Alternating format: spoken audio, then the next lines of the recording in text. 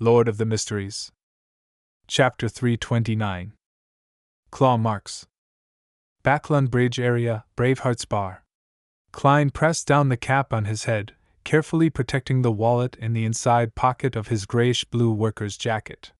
He walked around the customers who were surrounding the boxing ring and headed for the bar. On the way, he looked around and didn't see the black market arms dealer, Kaspers Kalinin. He's either playing cards or playing billiards. Klein nodded to himself, sat down at the bar, and said to the bartender, "Half and half." He had seen someone drink this type of alcoholic beverage the last time, and he felt that it likely suited his palate. At least it's better than pure malt beer, Klein thought to himself. The bartender raised his head and glanced at him. "Which two alcohols do you want mixed?" "Different choices, different prices." The typical one will do." The last time he saw someone drink it, the person had used alcohol of the worst quality. The whole glass of half and half was only worth 2.5 pence. 4.5 pence. The bartender watched as Klein arranged the brass coins on the bar and then went back to mixing.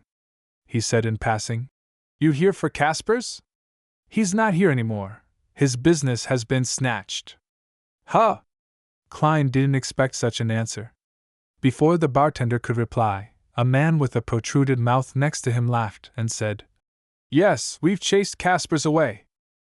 "Heh, how can a lame old man like him do such a business?" "If you have anything you need, feel free to come to us.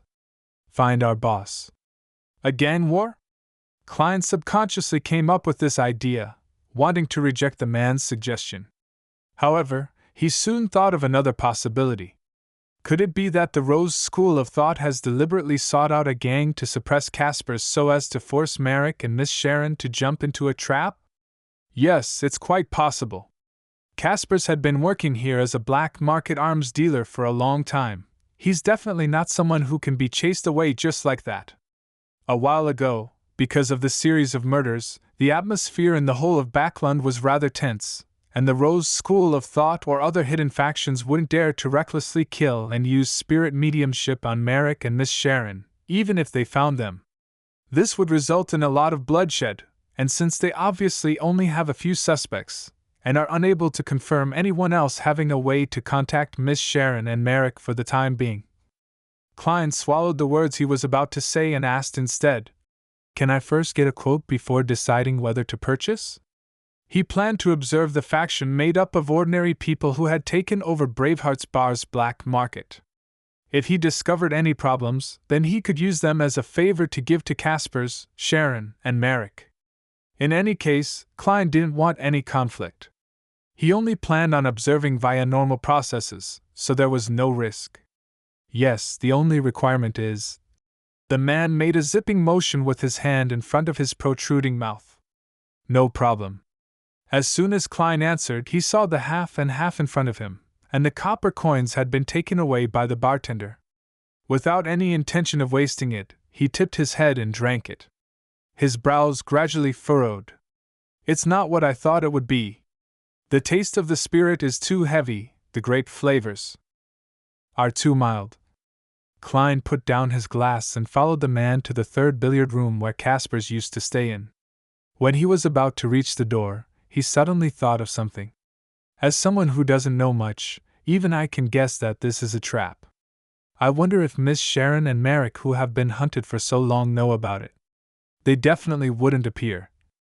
However, Kaspers knows more than one Beyonder. He has connections with several different circles of Beyonders, and he might be able to get other helpers. That would complicate things. At that moment, the man with the protruding mouth stopped at the doorway of the billiard room, and the distracted Klein almost bumped into him. He pointed inside and said, "Don't talk nonsense later. Our boss doesn't have a good temper. Everyone in the Backlund Bridge area and East Borough knows this." "All right." Klein nodded. Satisfied, the man with the protruding mouth turned and pushed open the billiard room's door. As the door opened, Klein saw a figure hanging in the air, gently swaying. It was a burly man with a full beard.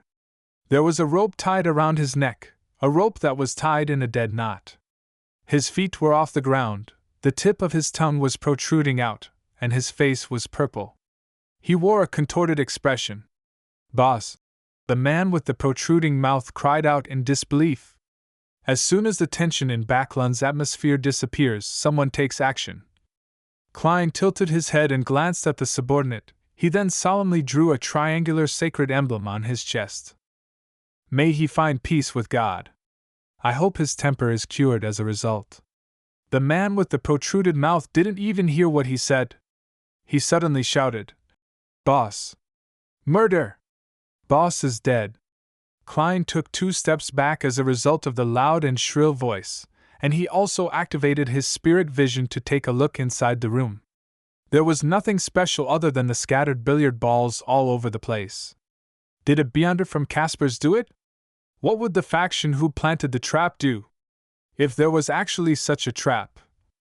Klein quietly moved away and slunk away into the crowd when the other gang members swarmed over. He glanced at the kitchen of the Braveheart's bar and, with some thought, went over and familiarly passed through to the back door. As soon as he pushed open the not-so-heavy wooden door, Klein felt a cold wind blowing against him which caused him to shiver. And amidst the cold wind was the faint smell of blood. He listened for a moment but saw nothing. He took out his penny and flicked it up. The landing sound was cut off by the wind, and Klein looked down at the copper penny in his palm, confirming that it was heads. Putting the coin away, he carefully walked forward, heading in the direction that his spiritual perception told him to. He walked to a dark corner where there wasn't any illumination from the street lamps. The smell of blood suddenly became stronger. With the help of the weak moonlight that penetrated through the clouds, Klein almost gasped when he saw what was in front of him. The floor here was littered with bloody thighs, calves, boots, ribs, a heart, arms, eyeballs, and other human parts. On the wall hung a portion of pale red intestines. The background was a large patch of bright red with milky white markings. Seeing this, Klein felt like he was looking at a slaughterhouse specially prepared for humans. Is the murderer afraid that the Nighthawks, mandated punishers, and the others are too idle?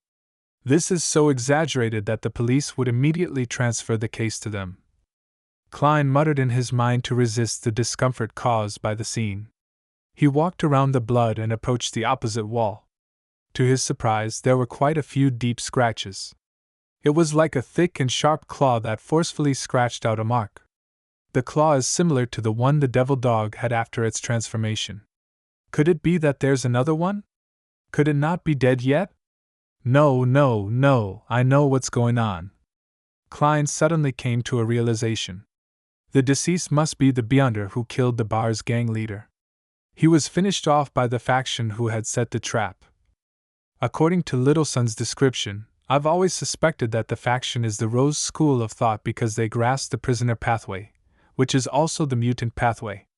And one type of mutant was the werewolf. This was in line with the traces of the crime scene before him. It also indirectly proves that Miss Sharon and Merrick are defectors of the Rose school of thought. Klein calmly retreated out of the scene, one step at a time. During this process, he confirmed that there weren't any Beyonder characteristics present. Of course, it was possible that it hadn't appeared yet. Then he turned and walked towards another street, intending to get someone to inform the police, lest such a scene frighten the commoners and make them suspect that Backlund had been infiltrated by some ferocious beast. Because he didn't want to get into trouble over greed, Klein didn't wait for the possibility of a Beyonder characteristic appearing.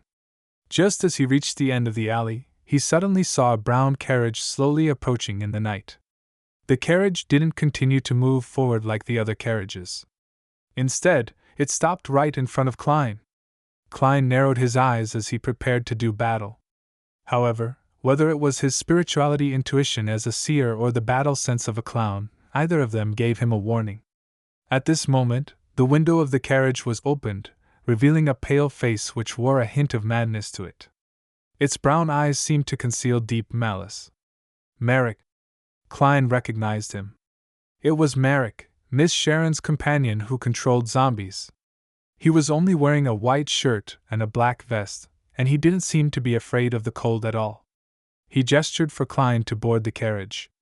For a moment Klein hesitated, wanting to use his spirit pendulum to divine right there on the spot.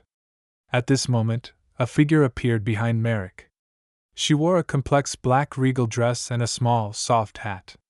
It was the blonde Miss Sharon with blue eyes. She can easily do me harm if she wants to. She can directly come out from the wall behind me. Klein thought for a moment, then he deliberately took 2 steps forward casually. He opened the carriage door and took note of it. After he sat down, the carriage began to move slowly. It was unknown where its destination was. "Why did you come here?" Sharon asked simply. Klein answered frankly, "I wanted to contact the both of you and ask if you have any books on mysticism. It would be best if they went in depth. As you know, I lack such knowledge." Merrick continued looking over with malice-filled eyes as he said in a slightly hoarse and low voice, "We do have a lot of knowledge regarding mysticism, such as Shaman King Klarman's Book of Secrets, but what can you use to trade for it?" "Shaman King? Which pathway and sequence is that?" As these thoughts flashed past his mind, Klein deliberated his tone and said, "I can trade for it with gold pounds. Or do you need anything else?" The pale, but exquisite-looking Sharon looked at him and replied stoically, "Help. We'll use your help as barter."